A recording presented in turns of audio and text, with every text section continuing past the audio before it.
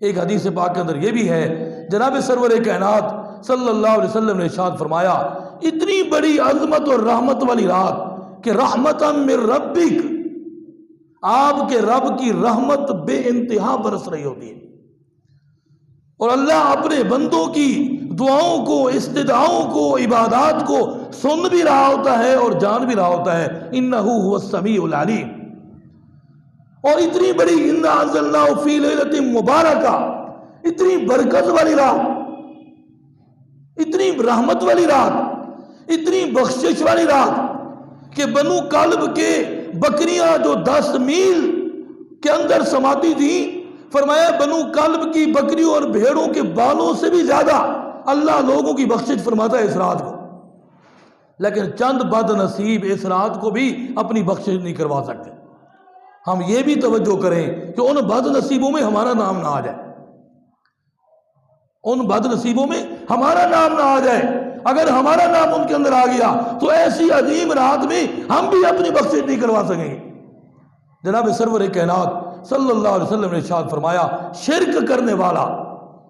اتنی بڑی عظیم رات کے اندر بھی اس کی بخشش نہیں ہوتی۔ شرک کرنے والا، اللہ کے ساتھ شریک کرنے والا،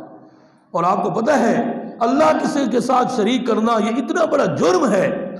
اتنا بڑا جرم ہے کہ اللہ رب العزت نے فرمایا وہ ہزاروں کیا لاکھوں عبادات کر لے، مشرک کی کبھی بخشش نہیں ہوگی۔ تو فرمایا رسول اللہ صلی اللہ علیہ وسلم کو جو لوگوں نے ستایا وہ بتوں کی پوجا کرنے والے تھے، وہی مشرکین تھے۔ نوح علیہ السلام پر جن لوگوں نے ظلم کیا وہی بت پرست تھے۔ سیدنا ہود علیہ السلام، سیدنا صالح علیہ السلام، سیدنا لوط علیہ السلام، سیدنا ابراہیم علیہ السلام، تمام نبیوں کو اسی وجہ سے ستایا گیا کہ وہ بت پرست تھے، آگ پرست تھے، غیر اللہ کی عبادت کرنے والے تھے، شرک کرنے والے تھے۔ اللہ نے ان کو پر عذاب بھیج دیا، تو نبیوں کو بھی اس وجہ سے جو ہے مشکلات کے اندر ڈالا گیا ہے، اتنی بڑی تکلیفوں کے اندر ڈالا گیا ہے کہ وہ شرک سے لوگوں کو روکتے تھے۔ اور آج مشرک پھر بھی اپنی بات کو سمجھنے کے لیے تیار نہیں،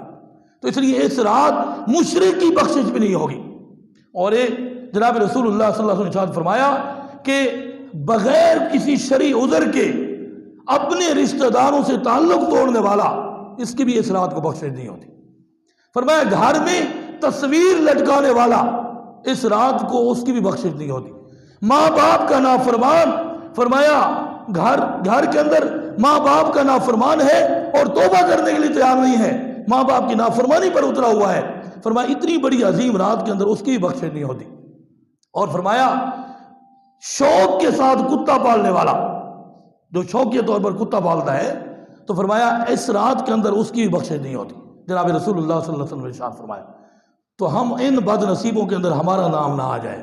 ہم اگر ہمارے اندر کوئی ایسی غلطی ہے، ہم سچی توبہ کر کے 15ویں شعبان کی رات کو اللہ کے سامنے استغفار طلب کریں گے، توبہ طلب کریں گے، اپنا رزق مانگیں گے، مغفرت طلب کریں گے، تاکہ ہمارے رزق کے اندر بھی برکت ہو جائے، اللہ تعالی ہماری معافی بھی فرما دے۔ اگر ہم توبہ کرنے والے بن جائیں گے تو اللہ کی رحمت وسیع ہے، وہ ہم اپنے گھیرے میں ہمیں لے لیں گے۔